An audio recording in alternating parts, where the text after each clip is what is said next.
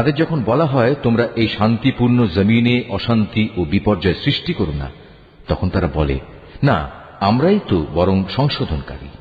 অথচ এরাই হচ্ছে জমিনে যাবতীয় বিপর্যয় সৃষ্টিকারী, যদিও তারা এ ব্যাপারে কোনো চৈতন্য রাখে না। তাদের যখন বলা হয় অন্য লোকেরা যেমন ঈমান এনেছে তোমরাও তেমনি ভাবে ঈমান আনো, তারা বলে, হে নবী, তুমি কি চাও আমরাও নির্বোধ লোকদের মতো ঈমান আনি? আসলে নির্বোধ তো হচ্ছে এরা নিজেরাই, যদিও তারা এই কথাটা জানে না। মুনাফিকদের অবস্থা হচ্ছে তারা যখন ঈমানদার লোকদের সাথে মিলিত হয় তখন বলে আমরা ঈমান এনেছি, আবার যখন একাকী তাদের শয়তানদের সাথে মিলিত হয় তখন বলে আমরা তো তোমাদের সাথেই আছি। ঈমানের কথা বলে ওদের সাথে আমরা ঠাট্টা করছিলাম মাত্র।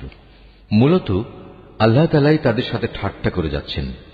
আল্লাহ তাআলাই তাদের অবকাশ দিয়ে রেখেছেন, তারা তাদের বিদ্রোহে বিভ্রান্তের ন্যায় ঘুরে বেড়াচ্ছে।